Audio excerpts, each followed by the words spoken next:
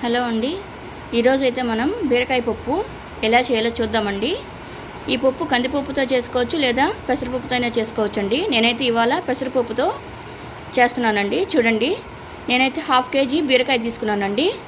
కొంచెం పెసరపప్పు తీసుకున్నాను. 3 టమాటాలు అయితే తీసుకున్నానండి.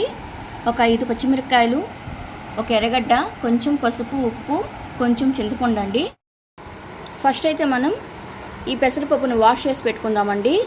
తర్వాత ఈ బీరకాయ తొక్క తీసుకొని చిన్న ముక్కలకు కట్ చేసుకోవాలి. అలాగే ఎర్రగడ్డ, టమాటాలు, పచ్చిమిరపకాయలు కూడా చిన్నవిగా కట్ చేసుకోవాలండి. చూడండి, ఇప్పుడైతే నేను పెసరపప్పును బాగా వాష్ చేసి పెట్టానండి.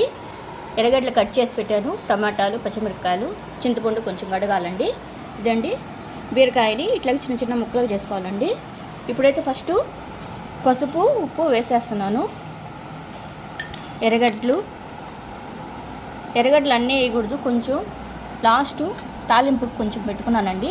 అందుకని ఒక 1/2 ఎర్రగడ్డ వేసాను. ఇప్పుడు పచ్చిమిరపకాయలు అయితే వేసేస్తున్నాను. చింతపండు, టమాటాలు,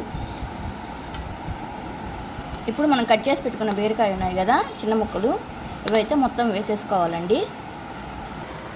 ఇప్పుడైతే నేను బీరకాయ అన్నీ వేసేసానండి. ఇప్పుడు కొంచెం వాటర్ వేసుకుందాం దీంట్లో. ఇవన్నీ కొంచెం మునిగేటట్టు వాటర్ వేసుకోవాలండి. చాలు. ఇప్పుడు ఒక 5 విజిల్స్ పెట్టాలండి. 5 విజిల్స్ తర్వాత చూద్దాం ఎట్లా ఉడికి. చూడండి, ఇప్పుడైతే మనకి 5 విజిల్స్ వచ్చేసాయండి. దీన్ని అయితే లిడ్ ఓపెన్ చేసి చూద్దాం. చూసారా, పర్ఫెక్ట్గా కుక్ అయిపోయిందండి. ఇప్పుడు దీన్ని బాగా పప్పు గుత్తితో మెదుపుకోవాలి. చూడండి, పప్పునైతే నేను మెత్తగా రుబ్బి పెట్టానండి. తర్వాత స్టవ్ ఆన్ చేసి దబర్లో కొంచెం ఆయిల్ వేసుకోవాలండి. ఆయిల్ హీట్ అవ్వగానే కొంచెం ఆవాలు,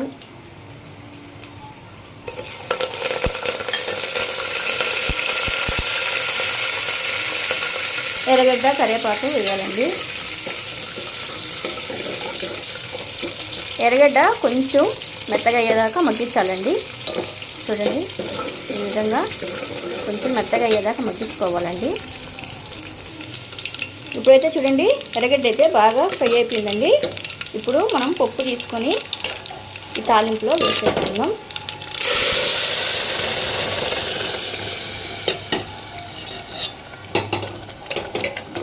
ఒకసారి మొత్తం మిక్స్ చేద్దామండి. తర్వాత ఒక 2 minutes ఇలాగే ఉడకనిద్దాం. చూడండి, పప్పు అయితే ఈ విధంగా బాగా ఉడికిపోయిందండి. ఇప్పుడు స్టవ్ ఆఫ్ చేసుకోవాలి. చూడండి, మన బీరకాయ పప్పు అయితే రెడీ అయిపోయిందండి. చూడండి ఎంత థిక్గా వచ్చిందో. మనం కొంచెం ఈ కన్సిస్టెన్సీ ఉన్నప్పుడు స్టవ్ ఆఫ్ చేసుకోవాలండి. ఇది పెసరపప్పు కదా, తొందరగా కొంచెం గట్టిపడిపోతుంది.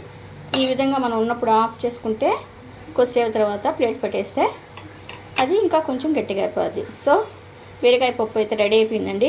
మీరు ఒకసారి ట్రై చేయండి.